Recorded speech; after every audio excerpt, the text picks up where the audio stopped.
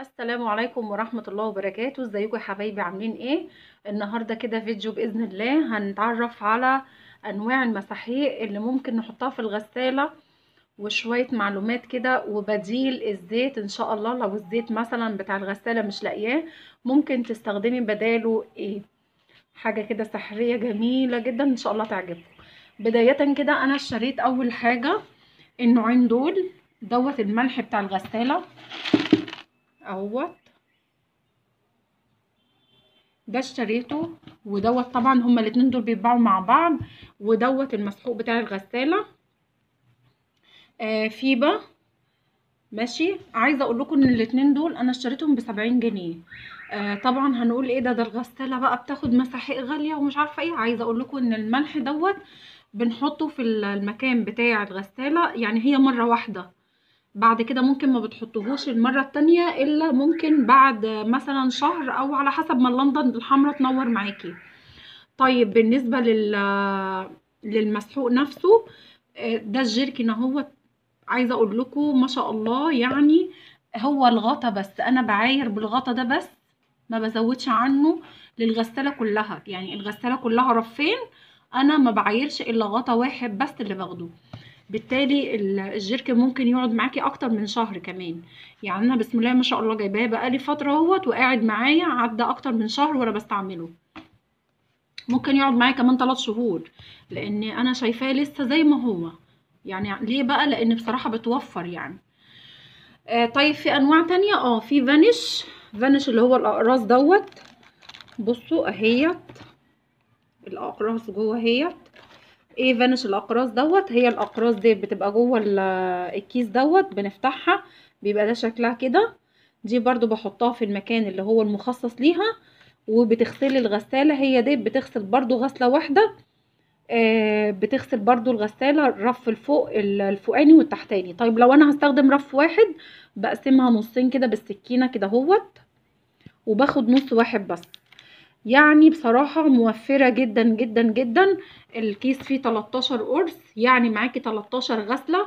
لو انت هتغسلي الغسالة رفين فوق وتحت. طيب لو انت هتغسلي بس كمية، مثلا الرف التحتاني بس، يبقى معاكي العبوة ديت هتقعد معاكي 26 غسلة. 26 غسلة. انا شارية العبوتين دول ب100 مش فاكرة، تقريبا ب123 او 124 حاجة زي كده. يعني لقيت عليهم عرض فقلت اشتريهم. بالنسبة للملمع بقى بتاع الغسالة، عايزة اقول لكم ان ما لقيتهوش بصراحة. وده بقى اللي ايه اللي خنقني شويه. يعني انا بصراحه الغساله من ساعه ما جبتها، انتوا عارفين ان انا معايا صبيان ومعيش بنات، وكمان عددنا بسم الله ما شاء الله عدد الاسره عندي كبير. فطبعا كميه المواعين عندي بتبقى كبيره، يعني استخدامنا اليومي بتبقى المواعين كتيره. غير كمان لو عندي مثلا عزومه او كده، ببص الاقي المواعين كتيره جدا، فما بستغناش دلوقتي عن الغساله دي. حبيبتي وصاحبتي وكل حاجه ليا، هي المقربه ليا. طيب، اعمل ايه بقى؟ الزيت عندي خلص. تعالى اقول لكم عملت ايه. عملت حاجة انا قلت هبوظ الغسالة وهيحصل مصيبة وكوارث، بس انا قلت اجرب واللي يحصل يحصل. بس تعالوا هوريكم بعينيكم بقى، هتشوفوا حاجة سحرية جدا. بصوا بقى يا حبايبي، اول ما لقيت الملمع بتاع الزيت عندي خلص، قلت لا ما بدهاش. طيب هعمل ايه؟ بصراحة رحت عملت مصيبة كده، بس قلت ربنا يستر وهنشوف بقى بعينينا نتيجة المصيبة او الكارثة اللي انا عملتها. انا حطيت هنا الدرج دوت اللي هو بيتحط فيه المسحوق. زي ما قلت لكم، لو هنستخدم مسحوق سايب بحط غطا واحد هنا وبقفل كده. تمام. دوت اللي هو بتاع ملمع الزيت. طبعا المفروض ان انا بحط هنا الزيت عشان اللمضة الحمراء اللي في الباب ما تنورش. لازم الزيت والملح يكونوا واخدين كفايتهم في الغسالة عشان اللوند الحمراء بتاعتهم ما تنورش. طيب اما خلص الزيت عملت ايه؟ حطيت خل. حطيت خل وقلت اشوف النتيجة ايه. سبت الغسالة غسلت، وكانت النتيجة زي ما انتوا هتشوفوا. بصوا الغسالة مشبرة ازاي، مشبرة ازاي. هوريكم بقى اللي انا عملته. بصوا، بصوا الخل عمل ايه. بصوا، مطلع المواعين فله. بصوا الطبق بيبرق برق مخليها شمعة منورة. طيب نيجي للكوبايات. بصوا الكوباية، بصوا الكوباية وجمالها. ملمع الزيت عندي خلص، قلت استخدم الخل اللي هو موجود في كل بيت، يعني ما فيش بيت بيستغنى عن الخل. بصوا شايفين اللمعان، شايفين الجمال. عايزه اقول لكم يا جماعه شمعة منورة شمعة. طيب هوريكم حاجة كمان من تحت. تعالوا نشوف كده اخبار الدنيا تحت ايه.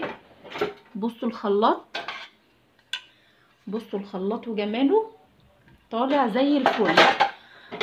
طيب نشوف كده الخلاط من جوه، شايفين زي العسل بيبرق. نشوف اخبار الطاسات ايه. بصوا الطاسه طالعه بتبرق ازاي. بصوا يا جماعه شايفين بتلمع ازاي. دوت من الخل والايد وكل حاجه زي الفل. الخل ده سحري، سحري بمعنى كلمه سحري. بصوا المعالق طالعه بتبرق ازاي.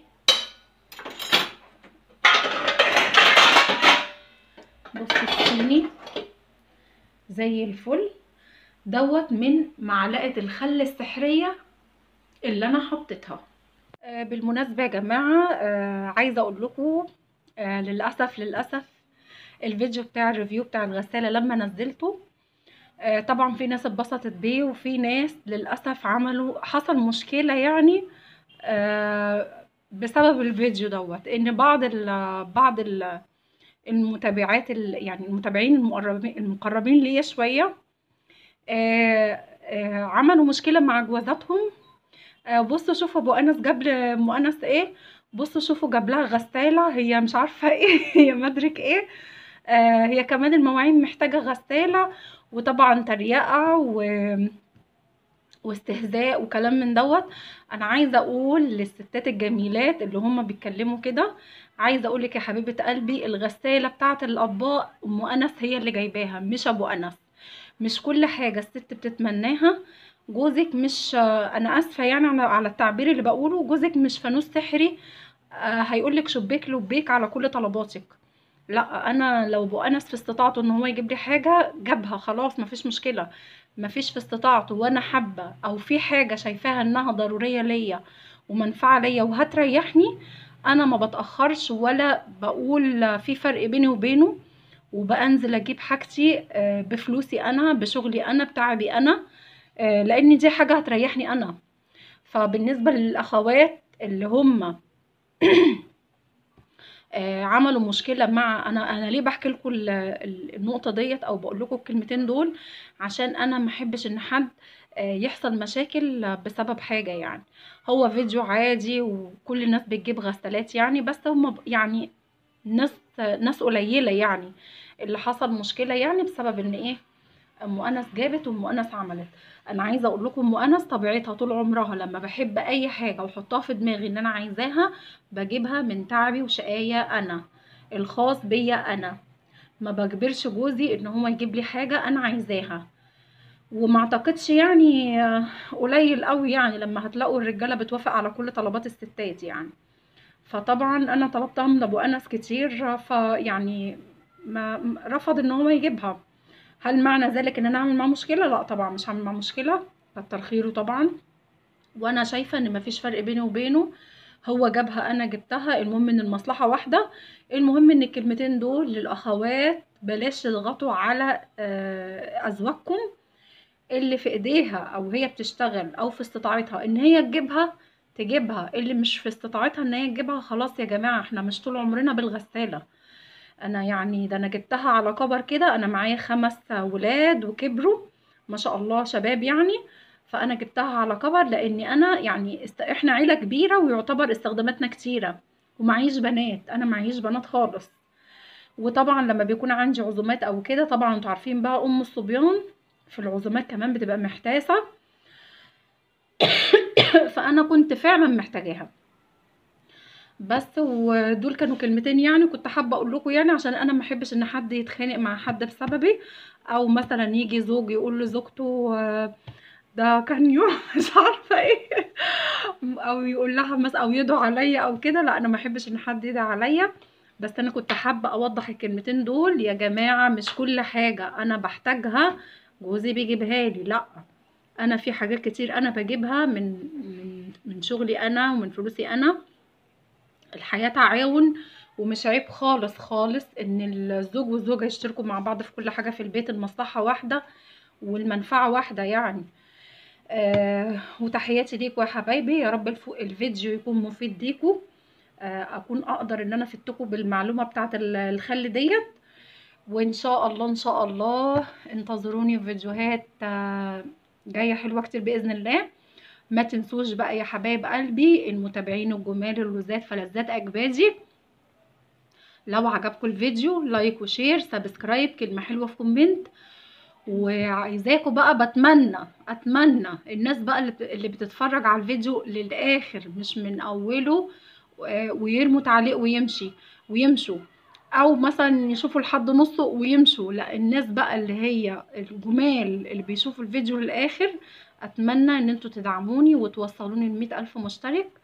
آه، يعني انا بقول مفيش حلم صعب ان شاء الله، يعني كل الاحلام بتتحقق. مفيش حلم صعب باذن الله. وان شاء الله هكبر وهنجح بيكو بالناس اللي بتحب ام انس. طبعا في ناس كتير ما بتدعمنيش، وبالعكس انا ما بطلب الدعم بلاقي العكس تماما. بلاقي الناس اجي اقول لهم حطوا لايك ما يحطوش لايك، اكتبوا كومنت ما يكتبوش. طب اعملوا لايك وشير ويعني اعملوا لي شير للفيديو في جروبات وواتس وكلام من دوت علشان تدعموني. بحس ان انا بقول لهم عكس اللي انا بقوله، او بالعكس يعني بحس ان هم لا انت طالبه الدعم ده احنا هنفشلك. طبعا الفشل والنجاح دوت بايد ربنا سبحانه وتعالى. لو ربنا كاتب لي ان انا هنجح رغم انف اي حد، ولو ربنا كاتب لي ان انا منجحش برضو كل ما جايب ربنا حلوه، اللهم لا اعتراض. الحمد لله والشكر لله. كل حاجه ربنا يبعتها لي انا راضيه بيها. كل حاجه حلوه من عند ربنا سبحانه وتعالى، اللهم لا اعتراض.